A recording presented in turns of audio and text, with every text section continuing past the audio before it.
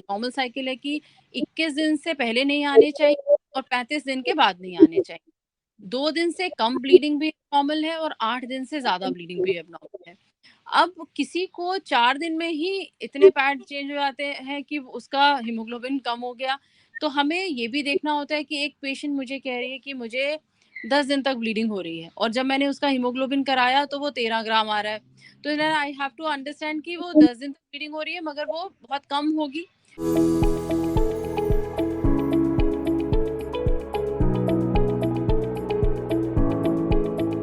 Audio Jungle.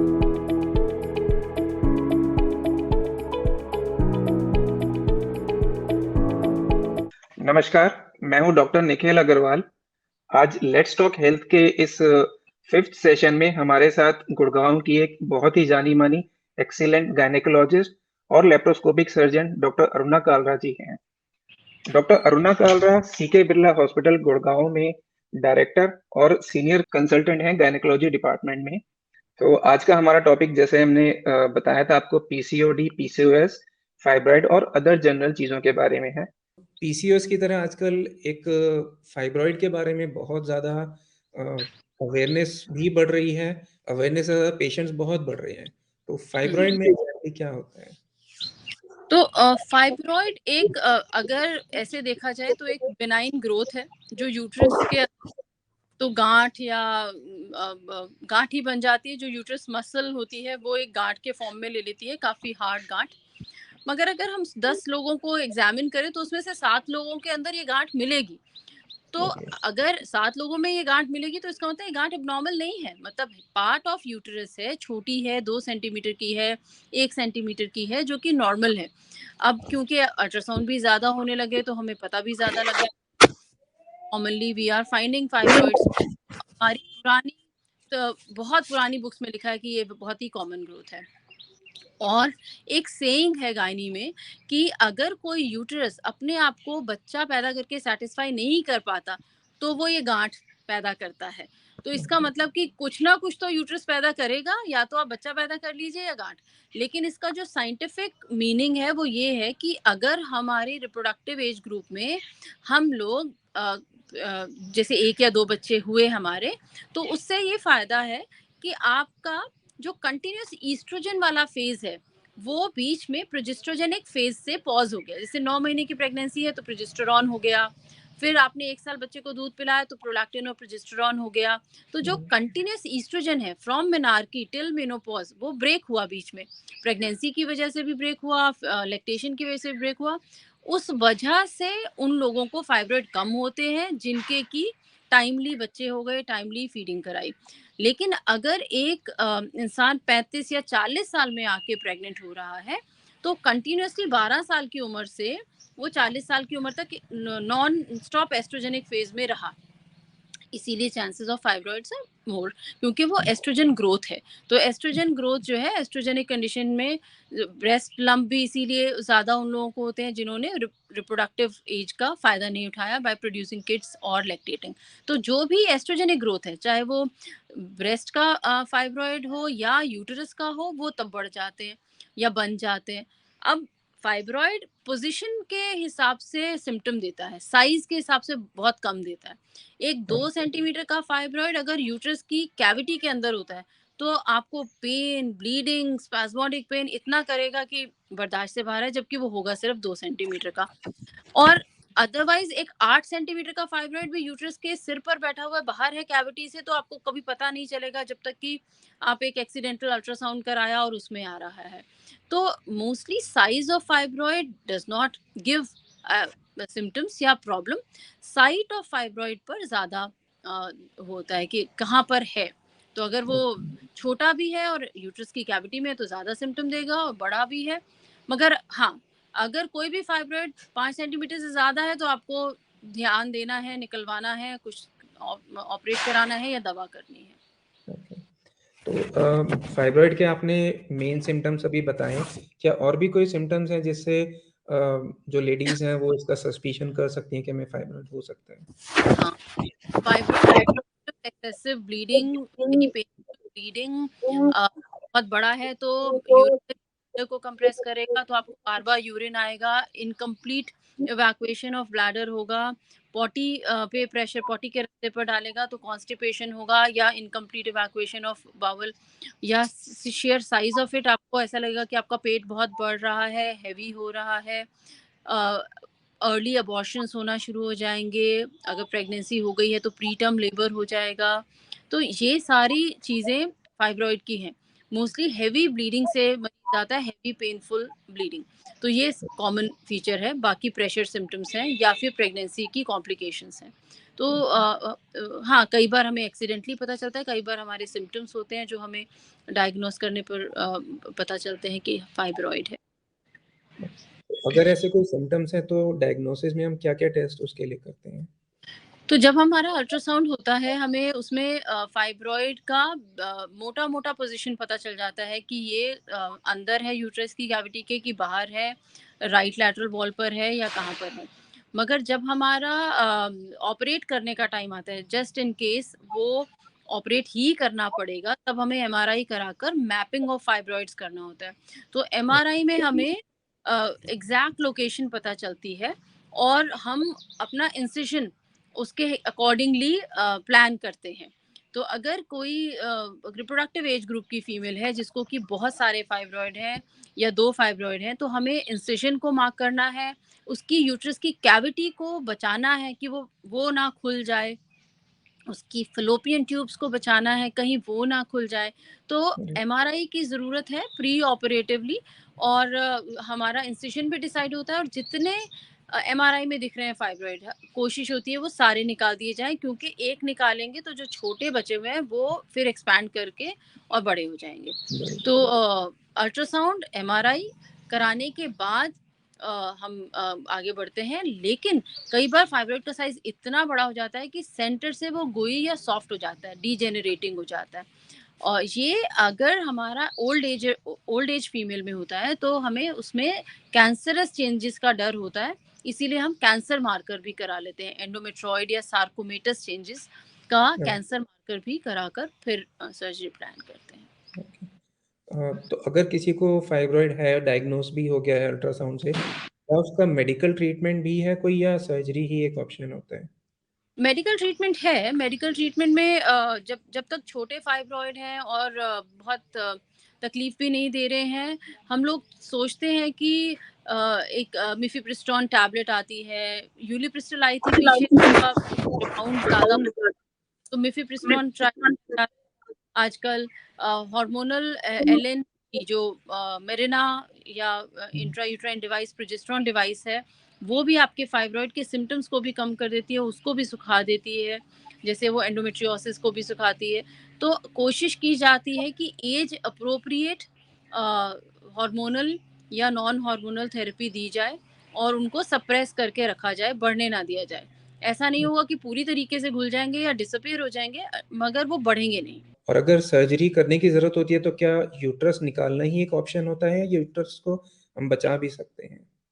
नहीं, नहीं, बिल्कुल बचा सकते हैं। एक्चुअली यूट्रस निकालना या बचाना ऐज पर डिपेंड करता है। अगर कोई 40 साल से कम की उम्र की हैं और उनके बहुत सारे भी फाइब्रॉइड्स हैं, तो सारे फाइब्रॉइड निकाल के यूट्रस को रिकंस्ट्रक्ट किया जा सकता है, और लैप्रोस्कोपिकली ब्यूटीफुली होता है वो मैपिंग करने के बाद। और अगर कोई 40 साल से ऊपर है और फैमिली कंप्लीट है, और उनको है कि नहीं, अब हम मतलब अगर ये मैंने फाइब्रॉइड निकाल दिए अभी, तो मेनोपॉजल अबनॉर्मैलिटी या ब्लीडिंग शुरू हो जाएगी, तो I would want to remove.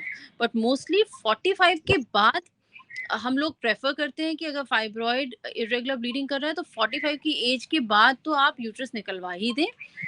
नहीं तो वो जो एवरेज एज मेनोपॉज की है अराउंड 45 टू 51, फिर हम सिर्फ फाइब्रॉइड निकालेंगे और उसके बाद फिर मेनोपॉजल ब्लीडिंग की एब्नॉर्मैलिटी शुरू हो जाएगी, तो आप फिर दुखी होंगे कि अभी हमने निकलवाया, हमें फिर दोबारा से। But before the age of 45, if your family is complete और not complete, according to that you have to decide. 40 से नीचे absolutely only fibroid removal, uterus को रिमूव करना ही नहीं है अगर आप 40 से छोटी उम्र में हैं। फाइब्रॉइड रिमूवल की जो सर्जरी है वो आजकल कॉमनली लेप्रोस्कोपी से करते हैं, तो ऐसा कुछ है कि लेप्रोस्कोपी बेटर है या पूरा ऑपरेशन कराना बेटर है?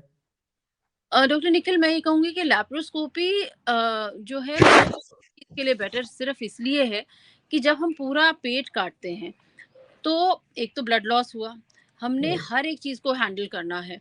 हमने बावल को भी टॉवल से लपेट के साइड पर करना है, हमें यूरिनरी ब्लैडर है, हर एक चीज़ को, और हर एक चीज़ को इंस्ट्रूमेंट से, रिट्रैक्टर से पेट के अंदर देखना है। तो जितना ज़्यादा हैंडलिंग होती है टिश्यू की, उतना रिकवरी लेट होती है, उतना बाद में वो उनके चिपकने या एडिशंस के चांसेस ज़्यादा बन जाते हैं, और वो ब्लड लॉस भी ज़्यादा है, आप इतना बड़ा कट लगाएँगे तो। जबकि लैप्रोस्कोपिकली जब आप वो गैस से ऑपरेट करते हैं abdominal wall, तो ये सारे ऑर्गन जैसे इंटेस्टाइन्स हैं वो पीछे की तरफ हो जाती हैं, and you can see beautifully uterus दिख रहा है, और आपको कोई और ऑर्गन सिस्टम आपके पास नहीं आ रहा, you are not touching any और कोई ऑर्गन को, किसी इंटेस्टाइन को, किसी चीज को टच भी नहीं करना, तो एडिशंस भी नहीं बनते हैं। तो लैप्रोस्कोपी में कभी भी एडिशंस नहीं बनेंगे। तो आप करने तो जा रहे हैं, जैसे आपने मायोमा या फाइब्रॉइड रिमूव किया, और अगर ओपन से किया तो आपने ट्यूब चिपका दी सारी आंतों के साथ, क्योंकि आपने खोल के किया था। अब उसका जो फर्टिलिटी जो देना चाह रहे थे वो वैसे ही खत्म हो गया, क्योंकि जब आते आपने इतनी जोर जोर से पकड़ के टॉवल से इधर उधर करी या इंस्ट्रूमेंट से किया, तो ट्यूब तो वहां जाके चिपक ही जाएगी, मोमेंटम भी आके उसको एज अ हीलिंग कर्टन वो आके चिपक जाएगा। लैप्रोस्कोपी से आपने सिर्फ यूट्रस में मार्क किया, फाइब्रॉइड निकाला, उसको रीसूचर किया, कोई ऑर्गन सिस्टम नहीं इन्वॉल्व हुआ, उसके ऊपर एक शीट बिछा दी और खत्म।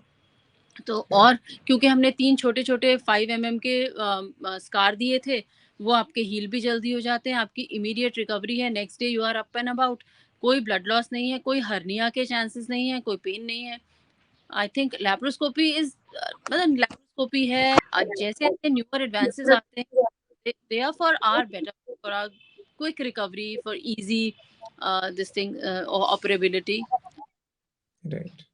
आजकल तो मतलब मैक्सिमम ब्रांचेस में जहाँ भी पॉसिबल है लेप्रोस्कोपी को ही हम प्रेफर करते हैं, चाहे कोई एब्डोमिनल सर्जरीज हैं या आपके गायनिक सर्जरीज हैं। नेक्स्ट क्वेश्चन मेरा जनरल गायनिकोलॉजी से रिलेटेड है कि जैसे काफ़ी कॉमनली आजकल हम देखते हैं कि लेडीज़ को इरेगुलर पीरियड्स हैं या हैवी ब्लीडिंग, तो कितनी इरेगुलरिटी ऑफ पीरियड्स, कितना वेरिएशन नॉर्मल है और कितना वेरिएशन होने पे डॉक्टर को कंसल्ट करना चाहिए, और इसके जैसे पीसीओडी में भी आपने बताया ब्लीडिंग हैवी होती है, और क्या कॉमन रीजंस हो सकते हैं?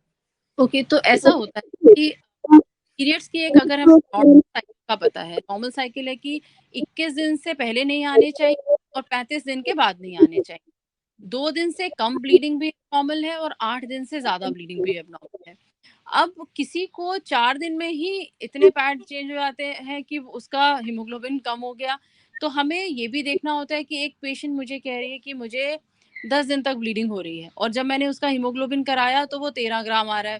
तो then I have to understand कि वो 10 दिन तक ब्लीडिंग हो रही है, मगर वो बहुत कम होगी। चाहे पेशेंट खुद कुछ भी कहे कि मुझे 3, 4, 10 पैड चेंज करने पड़ रहे हैं, मगर फिर 13 ग्राम हीमोग्लोबिन होना कॉरेस्पॉन्ड वो वैसे नहीं कर रहा। तो अ, हाँ, साइकिल 21 दिन से कम और 35 दिन से ज़्यादा, या 2 दिन से कम और 8 दिन से ज़्यादा एब्नॉर्मल है। पैड को वे करने से अच्छा है कि हम हीमोग्लोबिन करा के देखें मरीज़ का कि वो कितना है, क्या वो सिम्पटम्स के साथ कोरिलेट कर रहा है कि नहीं कर रहा है। अगर किसी को बहुत ज़्यादा पेन होता है, 5-7 दिन पहले से शुरू हो जाता है, पहले 2-3 दिन और भी ज़्यादा होके फिर कम होता है, तो भी ये गड़बड़ है। ये या तो फाइब्रॉइड है या एंडोमेट्रियोसिस है, तो which is also not right. अगर आपका हीमोग्लोबिन कम होता जा रहा है, और तो हमें ये भी देखना है कि आपका चाहे साइकिल 28 डेज़ का है, मगर आपकी जो 2 दिन ब्लीडिंग हो रही है, वो ही इतनी ज़्यादा है कि वो 80 ml से भी ज़्यादा हो रही है।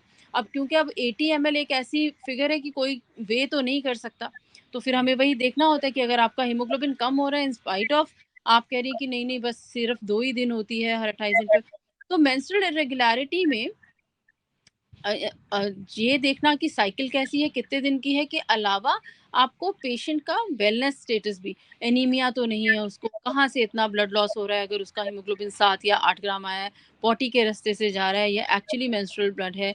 तो ये सब इरेगुलरिटी है, लेकिन इसके अलावा इंटरमेंस्ट्रुअल ब्लीडिंग के 2 महीने, मतलब 1 महीना आया और दूसरा महीना उसके बीच में ब्लीडिंग शुरू हो गई, या पोस्ट कॉइटल इंटरकोर्स के बाद ब्लीडिंग शुरू हो गई, ये सारी चीज़ें भी एब्नॉर्मल मेंस्ट्रुअल ब्लीडिंग में आती हैं।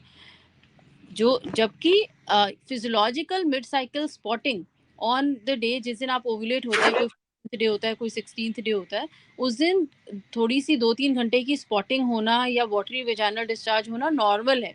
मगर उसके अलावा अगर एक्सेसिव ब्लीडिंग है, पीरियड से पहले भी 4-5 दिन चल रही है, पीरियड्स के बाद भी पोस्ट मेंस्ट्रुअल ब्लीडिंग चल रही है, वो सब इरेगुलर ब्लीडिंग में आती है। वो ये भी हो सकता है कि आपको यूट्रस का इन्फेक्शन हो, ये भी हो सकता है कि आपको यूट्रस के माउथ सर्विक्स का इन्फेक्शन हो, या कोई फाइब्रॉइड हो, या एंडोमेट्रियोसिस हो, या आपको हार्मोनल इम्बैलेंस हो, थायराइड की वजह से हाइपो या हाइपरथायरॉयडिज्म हो, प्रोलैक्टिन की वजह से कि ज़्यादा प्रोलैक्टिन लेवल हो, या you are following into the bracket of PCOD hormonal imbalance. एक आजकल वेजाइनल डिस्चार्ज के बारे में लोगों को काफ़ी डाउट्स होते हैं कि अगर किसी को वाइट डिस्चार्ज आता है रेगुलरली या कभी-कभी, क्या वो नॉर्मल है? और या किस तरह का डिस्चार्ज नॉर्मल मान सकते हैं, या किस टाइप के डिस्चार्ज के लिए गायनेक को कंसल्ट करना चाहिए? तो वेजाइनल डिस्चार्ज मैं ये कहूँगी कि अ, जैसे हर एक जगह से एक डिस्चार्ज होना ज़रूरी है। आपके नोज़ से म्यूकोइड डिस्चार्ज आता है, आपकी आईज़ से टीयर्स आते हैं, ईयर से वैक्स आता है। तो लुब्रिकेशन के लिए डिस्चार्ज माउथ में सलाइवा है, लुब्रिकेशन के लिए डिस्चार्ज होगा, हर जगह से होगा। तो वो वेजाइना से भी होगा। तो उसमें लोगों को वो बहुत अनहेल्दी लगता है कि क्यों है? बिल्कुल होना चाहिए। या बच्चियों को शुरू हुआ तो पैंटी येलो हो रही है, तो दैट इज़ एक नॉर्मल डिस्चार्ज है, जो कि एसिडिक है, अल्कलीन है, उसके हिसाब से आपकी पैंटी को भी या बच्चे की पैंटी को भी खराब कर रहा है, या हो रहा है ऐसा। मगर एबनॉर्मल डिस्चार्ज की कैटेगरी में नॉर्मल म्यूकोइड डिस्चार्ज जो कि है, हर वक्त है, या मोस्ट ऑफ द डेज है, वो नहीं आएगा। एक डिस्चार्ज जो वाटरी है, जिसके लिए आपको पैंटी लाइनर लगाना पड़ रहा है या पैंटी को 2-3 बार चेंज करना पड़ रहा है, जो फिशी स्मेल दे रहा है, बहुत रॉटन एग जैसी स्मेल दे रहा है, या कोई एक पिक्यूलियर स्मेल दे रहा है आपको, वो गलत है। इची है, आपको बार-बार यूरिन जाना पड़ रहा है, आपको बर्निंग हो रही है आफ्टर इंटरकोर्स, या एक ऐसा डिस्चार्ज जो कि थिक कर्डी है और बहुत ड्राइनेस, कैंडिडियल इन्फेक्शन हो गया, watery smelly fishy discharge, bacterial infection हो गया। तो ये सारे डिस्चार्ज, या आपको इंटरकोर्स के बाद ब्लीडिंग हो रही है तो और फिशी स्मेल आ रहा है, तो भी वो इन्फेक्शन का चांस बताता है कि इतना इन्फेक्शन है कि सर्विक्स भी इन्फ्लेम्ड हो गया है और डिस्चार्ज भी हो रहा है। तो या डिस्चार्ज जो है इमीडिएटली पीरियड्स के बाद शुरू हो गया या पीरियड से पहले शुरू हो गया, ये सारे डिस्चार्ज एब्नॉर्मल होते हैं। यूरिनरी सिम्टम्स के साथ है, या वल्वा के ऊपर रैशेस हो रहे हैं। मगर जो नॉर्मल डिस्चार्ज है वो एक म्यूकोइड डिस्चार्ज है, जो कि नेजल म्यूकोइड डिस्चार्ज जैसे होगा, जिसमें स्मेल नहीं होगी, जिसमें इचिंग नहीं होगी।